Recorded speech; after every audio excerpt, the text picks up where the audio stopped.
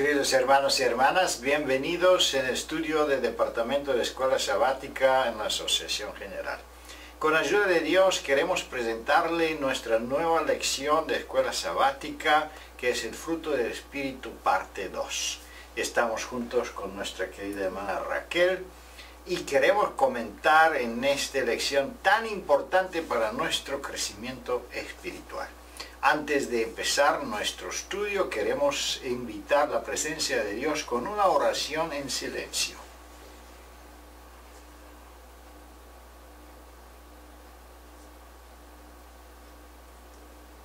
Amén.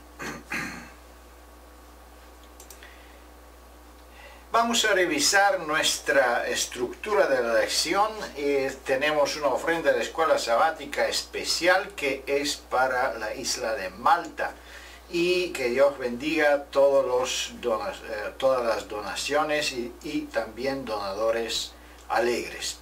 Con la ayuda de Dios vamos a ver que tenemos una continuación de nuestra lección de la semana pasada, que fue el fruto del Espíritu, parte 1. ¿Dónde está la diferencia y por qué tenemos dos partes? Es porque ahora vamos a ver prácticamente una continuación, una extensión de la parte primera del fruto del Espíritu. ¿Por qué? Porque tenemos un fruto del Espíritu que los apóstoles consideran sumamente importante. Especialmente el apóstol Pablo considera que el amor es un fruto del Espíritu Santo que es más importante, que es lo máximo, que es la madurez completa de Jesucristo. Y en esta completa, este don completo de Dios, prácticamente vamos a ver cómo refleja en varios otros dones del Espíritu Santo o otras demostraciones de virtudes del Espíritu Santo. El primer subtítulo es el principio divino del amor. Y aquí prácticamente se considera este tema del amor. También la lección considera la presentación de apóstol Pedro de una cadena de dones o virtudes que son sumamente importantes para nuestra vida espiritual, pero Pedro describe esos dones como una escalera que se sube, o dones y virtudes que podemos añadir uno después del otro, y de esa forma da la impresión que podemos crecer espiritualmente, obteniendo cada vez más y más nuevos dones en nuestro carácter, en nuestra vida espiritual. Y esa lección prácticamente está construida basado de esa presentación de apóstol Pedro y también de la presentación de apóstol Pablo, considerando el amor como la virtud más grande, más importante de la vida espiritual. El otro subtítulo es la virtud del gozo. Es una continuación de la introducción, el don de la paz, el otro subtítulo. Y aquí cada pregunta prácticamente está bajo un subtítulo. La paciencia y mansedumbre es un otro subtítulo con otra pregunta. Después tenemos la benignidad y bondad, que es otra parte muy importante de la reflexión del amor verdadero en la vida del creyente. Fidelidad, el otro subtítulo, la pregunta número 6, y la última es la temperancia. Y en la última prácticamente es el segundo de Pedro, donde se juntan todas esas virtudes una después de otra, como él la está presentando. Pero ahora vamos a ver no solo las preguntas y los dones como tal, qué significan esos dones, pero que es más importante para todos nosotros es cómo podemos obtener esos dones. No solo obtenerlo, pero también permanecer en los dones, tenerlo, practicarlo y demostrarlo adelante del mundo y adelante de todo que nos están en Redentor. Sí, gracias. Con la ayuda de Dios vamos a considerar la primera pregunta. Qué hermosa descripción del amor nos da el apóstol Pablo y qué ordena Jesús a sus discípulos con respecto a esta virtud. ¿Qué podemos decir de esa virtud tan importante, Raquel? Bien, aquí tenemos dos citas que se combinan entre sí. Tenemos el término de amor no limitado a una sola esencia, sino que se nos expresa con absoluta claridad la relación doble que el término amor tiene. Es el amor que recibimos de Dios y que a su vez se distribuye a nuestros semejantes. Así que es una doble acción. El amor como principio implica que se desdobla a su vez en muchos otros atributos que nos permiten confirmar la posesión de ese amor divino de Dios en nosotros y en relación a otros. Veámoslo con más detalle, la forma como está descrita en 1 Corintios 13, 4 al 7. Se nos dice que el amor es sufrido, es benigno, no tiene envidia, no es jactancioso, no se envanece, no hace nada indebido, no busca lo suyo, no se irrita, no guarda rencor, se goza de la injusticia, no se goza de la injusticia, se goza de la verdad, todo lo sufre, todo lo cree, todo lo espera, todo lo soporta. Para nosotros como seres humanos que estamos desposeídos del amor divino en forma natural, necesitamos identificar ese amor divino en nuestro diario vivir, en nuestra experiencia religiosa cotidiana. Y por esa razón, por inspiración, el apóstol Pablo escribe y describe las cualidades que acompañan o que nos permiten identificar si estamos en posesión de ese amor que es nacido de Dios y que se demuestra en cada circunstancia, evento, situación y relación en nuestro diario vivir. Así que el modo en que aceptamos las dificultades de la vida, el modo en que tenemos capacidad de tolerancia respecto a otros, el nivel de comprensión que damos a los defectos, los errores o las faltas de otros, la forma en que describimos y asimilamos la realidad en el conjunto de la humanidad demuestra qué nivel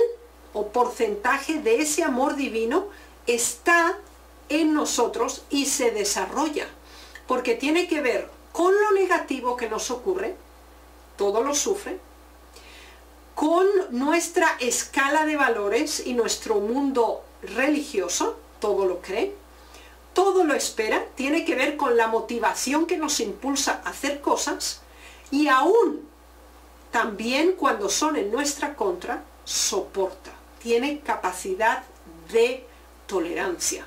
Así que estos, todo lo sufre, todo lo cree, todo lo espera y todo lo soporta, cubre las 4 dimensiones básicas del amor en relación a nuestra conexión con Dios y en el reflejo de esta hacia nuestros semejantes. Y el Señor Jesús en Mateo 22 lo explicó claramente en relación a los mandamientos de Dios. Y conocemos que los 4 primeros se refieren a nuestra relación y modo de adoración y percepción de Dios, mientras que la segunda tabla o los otros 6 nos presentan los principios regulatorios en nuestras relaciones humanas generales. En ambas, el amor es el elemento impactante y sostenedor de nuestra relación con Dios y con nuestros semejantes.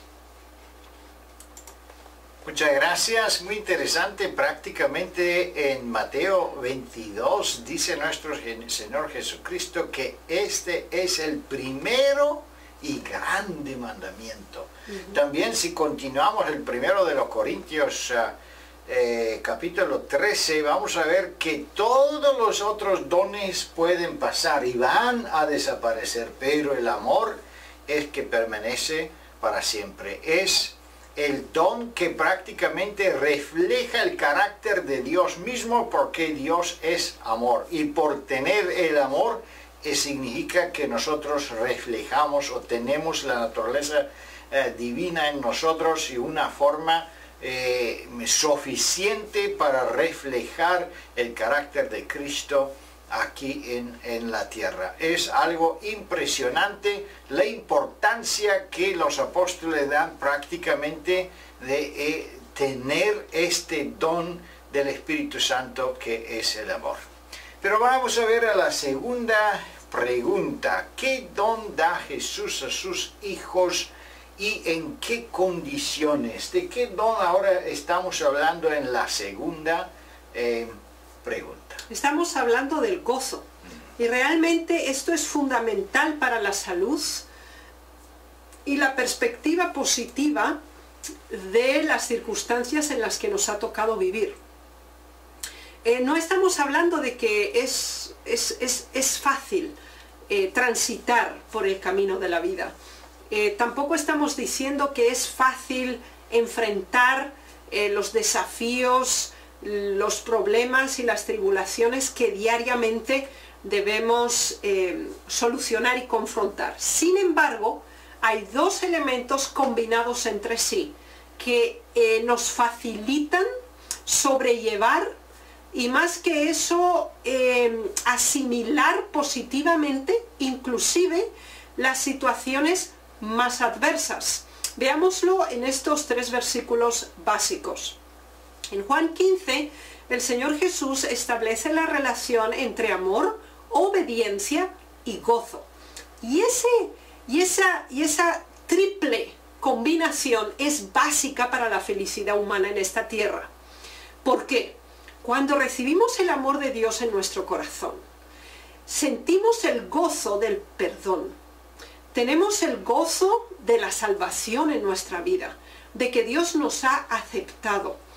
Y eso nos impulsa, con el amor que es nacido de Dios, a aclimatarnos, a adaptarnos, a seguirle y a hacer nuestros los principios, los mandamientos que Dios nos da. Y entonces se produce una obediencia que es resultado del amor y que genera alegría en cada uno de nosotros. Y produce también la permanencia y la estabilidad en ese mismo amor que hemos gustado y hemos experimentado con el Señor. Ahora bien, ¿qué ocurre cuando hay pruebas, hay dificultades, hay situaciones que nos perturban, nos confunden? ¿Será entonces posible preservar el gozo? Absolutamente sí. ¿Por qué razón? Cuando lo combinamos con la obediencia y con el amor. Si tenemos problemas y dificultades, las cuales no podemos obviar en el mundo en el que nos ha tocado vivir, sí podemos decidir cómo confrontarlas. Nuestro amor con Dios hacia Dios debe ser inalterable, permanente y creciente. Nuestra obediencia debe seguir los mismos criterios y, por lo tanto, nuestra satisfacción interna por la conexión viva que tenemos con Dios nos permite tener ese nivel de serenidad, de alegría, aún en las dificultades. Y esta es la experiencia que tuvo el apóstol Pablo y que expresó a los filipenses diciendo: regocijaos en el Señor siempre. Otra vez os digo, regocijaos. Y esta es la clave, en el Señor. Porque como seres humanos pretendemos que el gozo, la alegría, nos venga desde el exterior. Es decir, como un acto estimulante que promueve dentro de nosotros, ahora sí, esos sentimientos de gozo, alegría, porque lo mezclamos con la diversión, con el entretenimiento, con pasarlo bien. No es de este gozo del cual estamos hablando aquí como un fruto del Espíritu. Se nos dice: regocijaos en el Señor. Entonces, esa conexión viva con Dios, el gustar su presencia en nuestra vida, el sentir su mano guiadora a través de nuestro caminar, eso nos produce satisfacción, porque sabemos que sea lo que sea, estamos con Jesús. Dios está con nosotros. Podemos confiar, podemos descansar, podemos obtener de Él esa satisfacción que genera alegría y gozo en nuestras vidas a pesar de. Muy importante, muchas gracias. La pregunta está muy seria y es muy importante conocerla, el gozo. Tenemos también canciones que hablan del gozo. Y apóstol Pablo prácticamente dice gozáis 3 veces, que significa que es sumamente importante tener este gozo. Pero vamos a ver que nos regocijamos no solo por un placer o por una alegría que tenemos en nuestro corazón, pero aquí se habla de un gozo constante, un gozo que es fruto del amor verdadero. Si tenemos ese amor verdadero en nuestro corazón, entonces tenemos como una consecuencia automática este gozo, que es algo impresionante, algo que proviene de Dios y no proviene de nuestra naturaleza caída. También debemos entender que ese gozo, o para obtener este gozo, es muy importante en nuestra colaboración. Y por eso consideremos, por favor, en nuestro testimonio, aquí las primeras líneas dice: tenéis un deber que cumplir, que es alegraros y cultivar de generosidad y vuestros sentimientos hasta que sea vuestro mayor placer hacer feliz a todos los que os rodean. Entonces, bueno, es también parte de nuestro deber cristiano, es parte de nuestra vida cristiana. Debemos cultivar esa generosidad, ese deseo. Y cultivar significa participar con la obra del Espíritu Santo en nosotros. Pero seguimos adelante y vamos a ver en la pregunta número 3, ¿cómo podemos obtener el precioso don del Señor que el Señor ha prometido? ¿Y qué es este don? Aquí hablamos de la paz. Y el primer elemento definitorio para este término es comprender que la paz es la que proviene de Dios, es decir, nos viene dada, no se produce humanamente. Porque en la sociedad presente se define la paz como la ausencia de guerra o la eliminación de hostilidades o enemistades. Bien, el concepto bíblico de paz es más elevado y va más allá del término netamente humano. Aquí se nos dice que el generador, la fuente, el punto de partida de la paz es Dios. Otra vez más, se nos confirma aquí que la paz no es dependiente de la condición externa o del medio ambiente en el que la persona se encuentra, sino que es una condición espiritual interna y que depende de la conexión que nosotros tenemos con el originador de la paz, que es Dios mismo. Y el Señor nos dice: yo os la doy, estoy dispuesto. Porque necesitamos superar 2 grandes problemas que tenemos como seres humanos: el miedo y también la turbación o la preocupación o la confusión o la ansiedad. Y el Señor lo menciona, dice: os doy esta paz para que no se turbe vuestro corazón ni tengáis miedo. El miedo es uno de los elementos que más bloquea al ser humano. El vivir en una condición de ansiedad, inseguridad y falta de certeza es lo que potencia gran número de enfermedades y de perturbaciones emocionales en nosotros.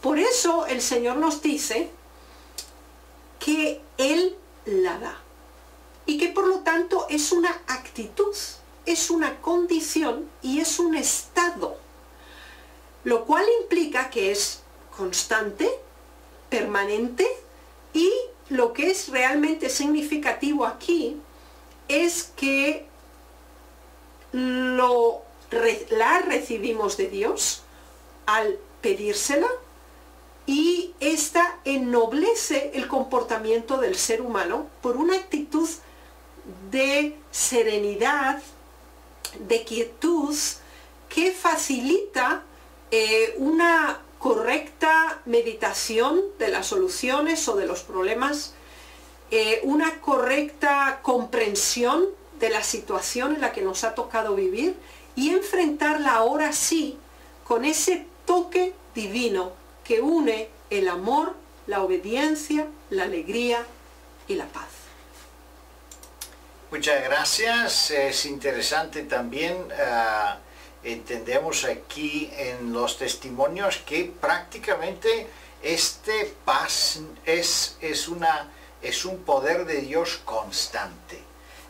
No es una cosa que aparece, desaparece, pero si tenemos el amor de Dios, entonces es una otra consecuencia por tener el amor de Dios, es el paz interior que podemos recibir. No solo un paz interior, pero también una paz con Dios, porque sabemos que viviendo en el pecado, en el mundo, entonces estamos contra Dios, estamos rebeldes, en una rebelión contra el trono de Dios. Pero por los méritos de nuestro Señor Jesucristo y su sacrificio, estamos reconciliados con Dios. Entonces tenemos una paz con Dios. Es una paz muy especial, que proviene por el Espíritu Santo y como un fruto de Dios también. Seguimos adelante y vamos a ver qué más podemos obtener nosotros como hijos de Dios, teniendo ese don del Espíritu Santo y especialmente teniendo el amor de Dios, porque vamos a ver que todos esos dones están parte de este don tan grande,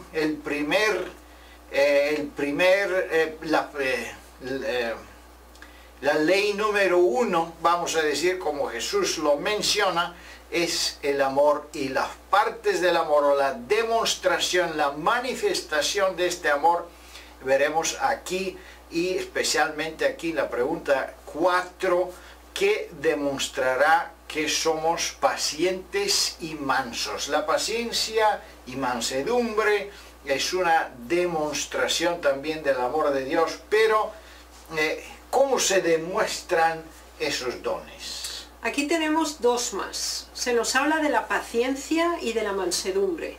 Y estos dos elementos son básicos. Son básicos porque la paciencia nos permite tener un nivel de tolerancia y de aguante o de soporte en nuestras relaciones humanas, en condiciones adversas en las cuales nos podemos encontrar, e inclusive relacionados con nosotros mismos. Así que la paciencia también es un estado, es una actitud que se consigue estando en posesión de la paz. Y eso es muy importante. La perturbación o la confusión interna genera impaciencia. Sin embargo, la paz que el Señor nos da, y que nosotros al convertirnos también en pacificadores distribuimos, genera paciencia, genera un ambiente de tolerancia, de comprensión, de diálogo, de comunicación facilitadora para una relación humana que acepta la diversidad. Y para ello todos necesitamos tener un nivel de flexibilidad que es propia de la mansedumbre. Es decir, además de que la paciencia se combina con la paz, la mansedumbre es aquella que tiene capacidad de espera. Es decir, a veces tenemos expectativas acerca de nosotros mismos, de los demás, de la iglesia, de la sociedad, o de planes que hemos hecho, etc. Ahora, esa capacidad de dar espacio, de ofrecer posibilidad de desarrollo, de expresión a otro grupo humano o a los más cercanos a nosotros o dentro de la iglesia, eso es básico. La capacidad de incluir todos aquellos rasgos, talentos o características de otros que complementan un equipo y que facilitan el éxito de una misión específica. Es fundamental considerar la paciencia y la mansedumbre. Y para eso se requiere un nivel de amor hacia el otro, hacia nuestro semejante, que solo Dios nos puede dar. Muchas gracias, muy interesante. También el testimonio dice, el amor es la ley del reino de Cristo. Entonces, reflejando esa paciencia y mansedumbre, prácticamente nosotros reflejamos también el amor de Cristo. Pero la segunda línea dice, el Señor llama a cada uno para llegar a un alto nivel. Cuando hablamos de alto nivel se entiende que la paciencia de los santos y la mansedumbre, eso es una forma de expresión del amor de Dios que de verdad es el nivel alto espiritual. Muchas veces quizá consideramos el nivel alto una posición en la iglesia, o quizá consideramos un punto de vista conservativo en algunos puntos doctrinales, pero aquí se demuestra que el nivel alto espiritual se refiere más que todo de la paciencia y mansedumbre, de una revelación del amor de Dios en nuestras relaciones sociales, dentro de la iglesia, fuera de la iglesia. Muchas veces nosotros perdemos la paciencia exactamente donde estamos con nuestros familiares, nuestra familia, nuestra iglesia, como nos conoce, como nos conocemos. Entonces somos tentados de perder la paciencia, pero es exactamente en contrario que dice aquí la palabra de Dios. Ahí se demuestra prácticamente el cristiano verdadero. Estas calidades no se pueden imitar de punto de vista carnal. Esos son dones que de verdad, si podemos revelarlo en nuestro carácter, es porque Dios ha obrado una obra y ha cambiado nuestra forma de ser. Seguimos más adelante con otras calidades que prácticamente demuestran las virtudes incluidos dentro del amor divino. Y cómo esa es la pregunta 5, ¿cómo se manifiesta ahora la benignidad y la bondad? Pensemos que todas estas virtudes son acumulativas y todas ellas son un matiz diferente del amor. Y en este sentido es básico considerar aquí la benignidad y la bondad.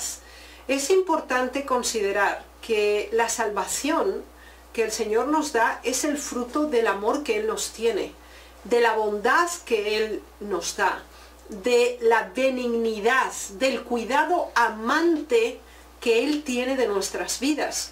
Y de hecho, esta experiencia, al haber gustado, sentido, experimentado el amor y la comprensión y la paciencia y la tolerancia que Dios tiene conmigo, al valorar y apreciar esta experiencia que yo he tenido, eso se desdobla, se expresa en una forma directa en nuestra relación humana si realmente nuestra experiencia es sana al respecto.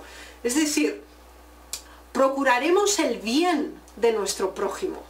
Haremos lo posible por ayudarle, por promoverle, que se desarrolle en lo máximo de sus posibilidades, ya que el Señor nos tiene a nosotros esa paciencia, ese cuidado, nos da tiempo, nos ofrece su ayuda y su asistencia. Eso es lo que podemos entender por esa benignidad y bondad que necesitamos impartir y distribuir. Y de hecho, el Evangelio, las buenas nuevas que tenemos que dar a otros, es la prueba de que los amamos. Por eso vamos y les damos lo mejor que un ser humano puede darle a otro, el conocimiento de Cristo, presentar a Jesús como el Salvador de la humanidad, como el Redentor personal que da sentido y orientación a nuestra vida. Esa preocupación por otros, ese deseo de la mejora y del bienestar de nuestro semejante engloba ese principio básico de la benignidad y la bondad. Muchas gracias por este comentario muy interesante. Prácticamente benignidad y bondad es una otra calidad que no se puede imitar.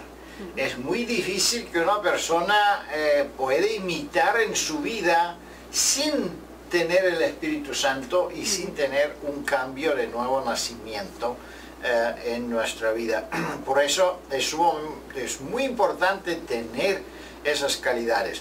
Pero muchas veces estamos, ¿cómo se llama?, un poco decepcionados por la reacción de la comunidad, de la gente del mundo. ¿Por qué? Porque muchas veces la bondad se malinterpreta como una debilidad.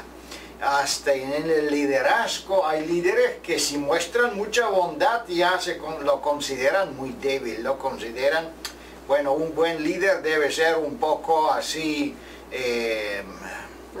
agresivo, y que manda y que insiste y que no considera la gente. Entonces eso es una forma de entender el liderazgo de punto de vista del mundo. Pero en el punto de vista de Jesús y de la iglesia, aquí es donde está la espiritualidad, porque un líder debe ser un ejemplo del pueblo. Y si un líder no tiene la bondad, no tiene una benignidad, no puede demostrar el carácter de Cristo, es un liderazgo prácticamente que no proviene de Dios. Es un liderazgo basado a nuestra naturaleza caída y no sobre los dones espirituales. Por eso es muy importante entender que un nivel alto espiritual significa reflejar a Cristo y no reflejar un liderazgo del mundo, o no intentar tener esa imagen de la fuerza que se considera y que se aprecia de la gente que no son cristianas. El testimonio es muy importante. Aquí las primeras líneas dice: vuestro deber ser cristianos en el más alto sentido de la palabra, como Cristo. No es solo una opción, no es solo un consejo de Dios, pero es un deber. Si de verdad somos cristianos, tenemos ese nombre adventista, reforma y todas las otras calidades que podemos poner al nombre, entonces es nuestro deber demostrarlo. ¿Por qué es nuestro deber? Porque Dios nos regala esas calidades, y si nosotros no lo tenemos todavía es porque algo está faltando en nuestra vida espiritual, y nuestra relación con Cristo, en nuestra relación con el Espíritu Santo. No entendemos la justicia por fe, no entendemos la salvación, no entendemos que hemos recibido la salvación, no podemos todavía apreciar el don que el cielo nos da, y algo falta con nuestra fe. Por eso esa lección es muy interesante y muy importante para que podamos prácticamente rebuscar nuestra vida y ver dónde estamos y qué más necesitamos para reflejar la imagen de nuestro Señor Jesucristo. Siguiendo adelante, pregunta número 6. ¿En dónde puede verse fácilmente la honestidad y la fidelidad? Es un otro reflejo del carácter de Cristo. Aquí tenemos dos virtudes que tienen una aplicación muy práctica en nuestro diario vivir. Y la cita es realmente significativa, la cual se nos menciona de Lucas 16:10. El que es fiel en lo muy poco, también en lo más es fiel. Y el que en lo muy poco es injusto, también en lo malo es injusto. Las proporciones aquí son realmente importantes, porque la tendencia que tenemos como seres humanos es dar importancia a lo grande, a lo que se ve, a lo que puede ser considerado, lo puede ser apreciado, aquello de lo cual pueden obtenerse beneficios importantes y reconocimientos también de esa misma categoría. La proporción, como el cielo la expresa, es diferente aquí. Se nos dice que el Señor considera cómo es nuestro comportamiento en el cumplimiento del deber, en lo pequeño, en lo que podría considerarse insignificante, lo cual no va acompañado de un reconocimiento o de una recompensa, donde también quizá nadie nos va a ver o nadie va a tomar en cuenta este acto. Esto es significativo y demuestra cuál es la motivación que nos lleva a hacer cosas. ¿Hacemos las cosas bien porque creemos que deben hacerse así? ¿O solamente consideramos que algunas cosas merece la pena hacerlas y otras las dejamos de lado? Esto da mucha información acerca de lo que somos y qué valores impulsan nuestras acciones, decisiones o modo de actuar. Aquí se nos insta a un cambio de perspectiva, porque la nota nos dice que en la atención concienzuda de lo que el mundo denomina cosas pequeñas, es lo que hace de la vida un éxito. Los pequeños actos de bondad, las pequeñas acciones abnegadas, el hablar palabras sencillas, útiles, la vigilancia contra los pequeños pecados, todo esto es cristianismo. Así que considerar nuestro cuidado por lo pequeño nos indica cuáles serán los niveles de éxito en lo mayor. Muy interesante. También en los testimonios tenemos algunos consejos muy importantes aquí. El segundo texto que tenemos aquí empieza así: las grandes verdades deben ser llevadas en terreno de las cosas pequeñas. Las grandes verdades, la demostración grande de Jesucristo en nuestra vida empieza con la reflexión de las cosas pequeñas. Y es muy importante eso porque exactamente, esta actitud exactamente el contrario, la actitud de los fariseos. Porque los fariseos querían demostrar su espiritualidad. Ellos hacían sus oraciones en las calles donde lo ven toda la gente. Entonces es una demostración externa de cosas, pero en lo mismo tiempo otras partes de la vida cristiana o de la vida del creyente ellos no la consideraban. Eso es una forma muy importante, un momento muy importante en nuestra vida espiritual, entender que Espíritu Santo trabaja en el escondido. Nuestra vida espiritual debe ser igual en la iglesia en el sábado, o en nuestro trabajo, o en nuestra casa, donde sea, con nuestros semejantes, con nuestros amigos y con todos. Debemos ser cristianos de verdad.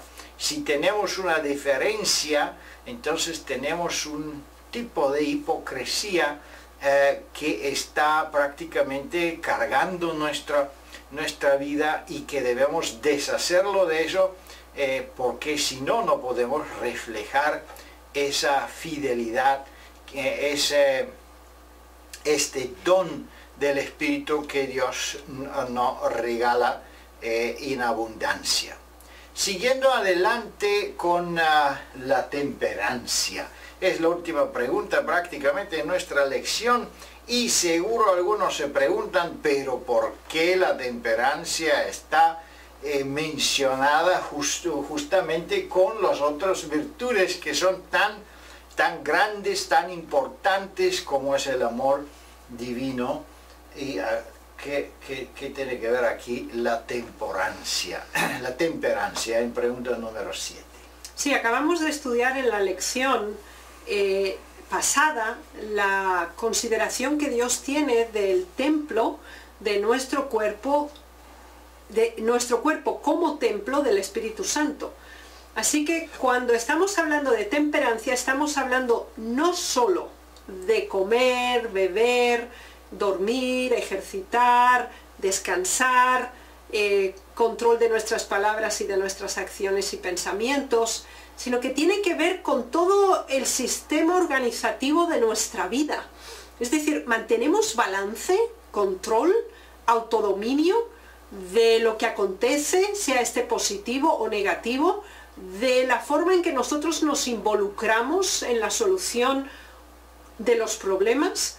De hecho, todas las cosas de nuestra vida respecto a la regularidad, el sistema, el orden, tiene que ver con esta maravillosa virtud que es la temperancia. De hecho, regula todos los dones naturales también, porque uno puede tener grandes virtudes o talentos. Pensemos por un momento en Sansón.